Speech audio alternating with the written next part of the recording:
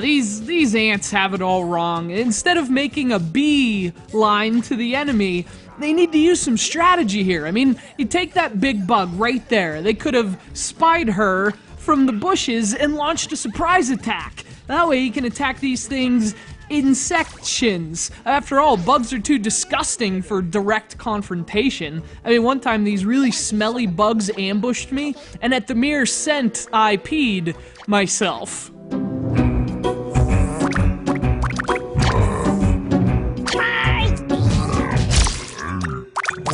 Alright, so that last one might have been a stretch, but nonetheless, this is Ant Raid, a fun iPad game that, if you're a student, you might want to use caution when playing. I mean, it's so addictive, an entire term might go right down the shitter.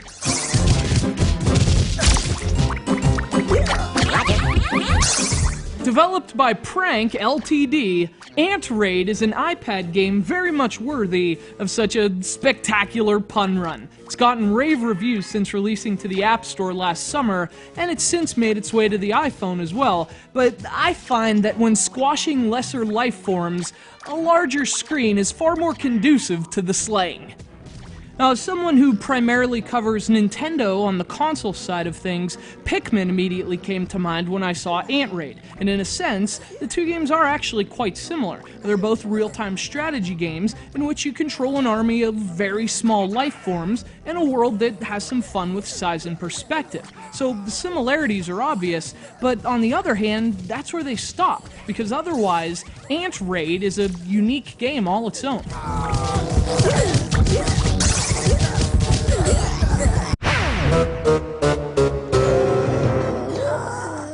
What's interesting about Ant Raid is that it takes a very simple approach to the RTS genre. Instead of focusing on management, the name of the game here is action. You're given a number of enemies, and it's your job to simply survive, to outlast the other insects by squashing them.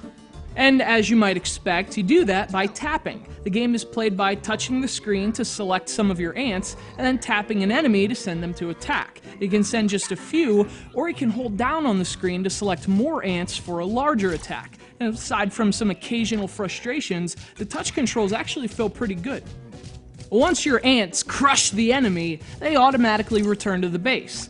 Or at least the survivors do, and that's where you have to be careful in Ant Raid. Some enemies knock your soldiers out, and they remain stranded and wounded unless you send some ants to bring them back and heal them. And since you need all of your ants to complete these levels, you have to carefully consider when to go on those rescue missions, because they leave your team with lesser available soldiers.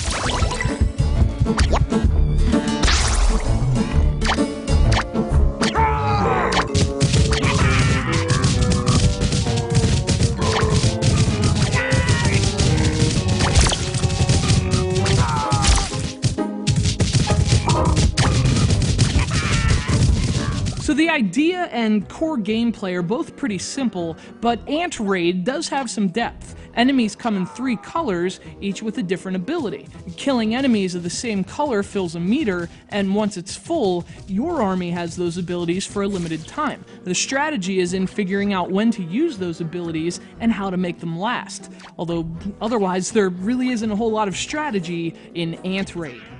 That's even more evident when you consider that the game doesn't let you manage your units or, do some of the other things you might expect from an RTS. In fact, Ant Raid is more an action game with strategy thrown in, but what it lacks in those areas, it does make up for with addictive gameplay and sheer content. I mean, there are more than 100 levels, several different modes, and lots of challenging objectives. It may not be a very strategic strategy game, but whatever you call it, Ant Raid is a fun iPad game with plenty of charm, surprising challenge, and lots of bugs to squash. Oh, that's disgusting!